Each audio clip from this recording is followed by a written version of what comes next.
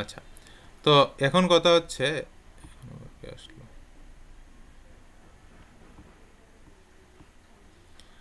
আমরা প্রথমেই দেখি ফিবোনাচি নাম্বারটা কিভাবে আমরা মানে বের করতে পারি। তো ফিবোনাচি নাম্বার ক্ষেত্রে কি বলো তো, আমরা যেটা ইনপুট নেই এটা অ্যাকচুয়ালি কি, ওই সিরিজের কোনো নাম্বার নাকি এততম নাম্বার? হ্যাঁ, এততম ফিবোনাচি নাম্বার, তাই না?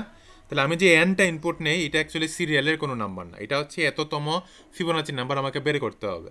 সো আমি এটা ইনপুট নিয়ে এটাকে ইনপুট নিলাম, ঠিক আছে? তাহলে এনটা হচ্ছে অ্যাকচুয়ালি আমার, আমি বুঝলাম যে আমার মানে এততম ফিবোনাচি নাম্বার। এই জন্য দেখো আমরা কি করছি, আমরা এনথ ফিবো নামে একটা নিছি, ইন্টিজার নিছি, এবং আমরা ফিবো নামে একটা ফাংশনের মধ্যে এনকে দিয়ে কল দিছি। তো এনকে দিয়ে কল দেওয়ার পরে এনটা আসলো এখানে, আসার পরে দেখো এনের মান যদি ইকুয়াল ইকুয়াল 0 হয় বা এনের মান যদি ইকুয়াল ইকুয়াল 1 হয়, তাহলে আমরা কি করি, এনটাকে রিটার্ন করি না, এনটাকে রিটার্ন করি।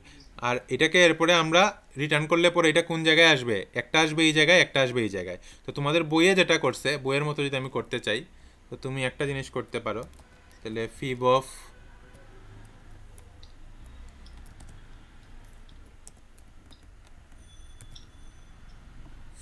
2 ধরো এটা,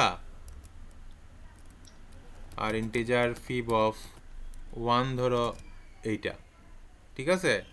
এরপরে যেটা করছে integer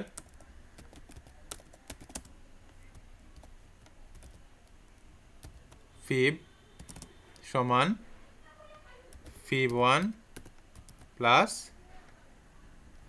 sorry, fib2 plus fib1, একই কথা না আগে যেটা লিখছিলাম আর এখন যেটা করছি? সো এই দুইটা কিন্তু একই কথা। তো আমি আগে এক লাইনে করে ফেলছিলাম, এখন হচ্ছে এখানে 2 লাইন আছে। তো আমি এখন আমি করবো কি, ওই প্রথমে তোমার n-2 দিয়ে একটা কল যাবে, আর একটা হচ্ছে n-1 দিয়ে কল যাবে, তারপর প্রত্যেকবার এরকম কল দিতে দিতে যে সময় যে ফাংশনে এসে ঢুকবে, ওই ফাংশনের মধ্যে আইসা সে ওই fib2 আর fib1টাকে যোগ করে যেটা পাবে, এটা তার আগের কপির মধ্যে এটা ব্যাক করবে, তাই না? তো এটা ব্যাক করার পরে এক সময় কি হবে, এরকম করতে করতে ব্যাক করতে করতে করতে করতে একটা মেইন ফাংশনে আবার একটা কল ব্যাক করবে না, করবে তো? হ্যাঁ, তাহলে এখন আমরা যদি এটাকে রান করি দেখি তো আমাদের কাজ হয় কি না। তাহলে আমাকে যদি বলা হয় যে 10 নম্বর ফিবোনাচি নাম্বার কত, দেখো তো 95 আসছে।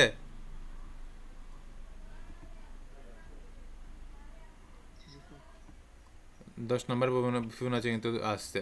আচ্ছা, ভালো কথা। আর মজাটা দেখাই, 20 নম্বর দেখো 6775 মানে 65 আসলো।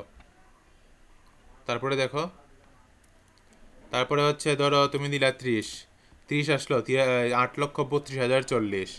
আচ্ছা, 30 আসলো, ভালো কথা। এখন আমি দিলাম কত, ধরো 40, 40 দেখছো একটু টাইম লাগছে না আসতে, একটু কিন্তু টাইম লাগছে। আচ্ছা, যেই আমি এখন ধরো, তুমি আরেকটা জিনিস বলতে পারো, স্যার তাহলে আমরা এক কাজ করি, আমরা লং লং ইন্ট নেই, ঠিক আছে? লং লং তুমি কত নিবা, লং লং ইন্ট নিয়ে তুমি কত নিবা? এরপরে একটা না একটা সময় তো তুমি আটকাবো, মানে আটকাবে শিওর, ঠিক আছে? যদি আমি এখন ইন্টের জন্য 50 দিলেই মনে হয় আটকা যাবে। আসতেছে, এটা যে কবে আসবে ডোন্ট নো, আসবে কিন্তু, আসবে কিন্তু ঠিকই, বুঝছো? কিন্তু এটা হচ্ছে অনেক টাইম লাগবে, কারণ সে কিন্তু এখন ওই ট্রিটা বানাচ্ছে, কল যাচ্ছে যাচ্ছে যাচ্ছে, এখন কখন আসবে এমন হইতে পারে কম্পিউটার হ্যাং মারছে।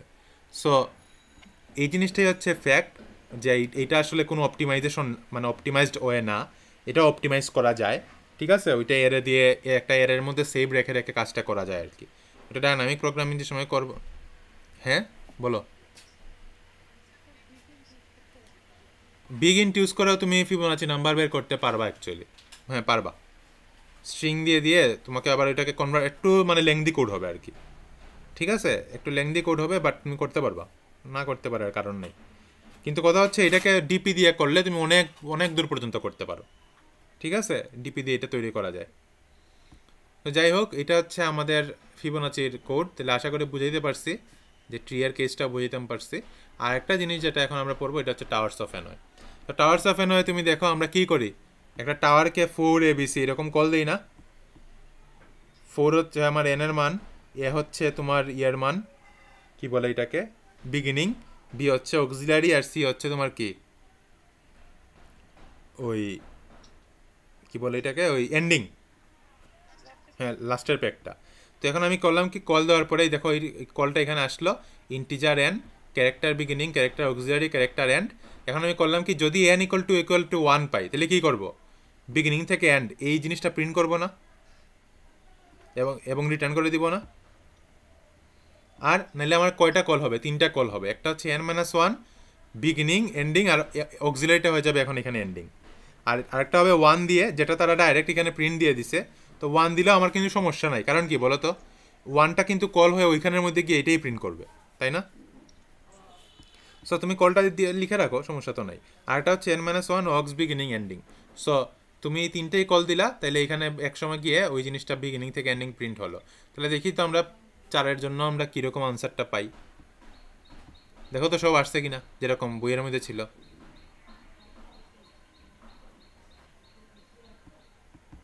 4টা, আরও 4, 8টা, আরও 4, 12টা, আর 3, 15টা, 2⁴ - 1 হইছে। আর আমি যদি এখানে তোমার 3 দিতাম,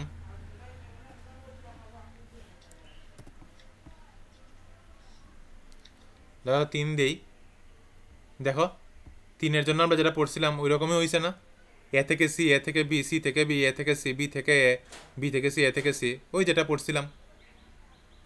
তাহলে 3-এর জন্য অ্যাকচুয়ালি কয়টা স্টেপ হবে, 2⁻³ - 1, 7টা না, 4, 3, 7। হ্যাঁ, রিকার্শনের পাওয়ার চিন্তা করো কি থেকে কি করে দিছে। 5-এর জন্য তাহলে দেখো তুমি কি আসে, এই যে দেখো কয়টা আসবে, 2⁵ মানে 31টা। চিন্তা করো তুমি, এখন তোমাকে একজন বললো যে তুমি এটা সলভ করো 6-এর জন্য, দিয়ে তোমার বসায় রেখে দিল, তুমি জাস্ট বললা যে আমাকে একটা কম্পিউটার জাস্ট দাও, আর কিছু লাগবে না, ঠিক আছে? তারপরে তোমার সামনে ধরো স্তম্ভ 3টা আছে, তুমি কম্পিউটার থেকে সিরিয়াল বের করে ফেললা, তারপরে একটা একটা একটা সরাইয়া তারা তুমি দেখা দিলা, নাও হয়ে গেছে, ঠিক আছে? সো এটা হচ্ছে আর কি একটা রিকার্শনের মজার একটা জিনিস আর কি। সো আশা করি তোমাদের এটা বোঝা শেষ। তাহলে আজকের ল্যাবটাও আমার অ্যাকচুয়ালি এতটুকুই, ঠিক আছে? ল্যাবটা আর কিছু নাই।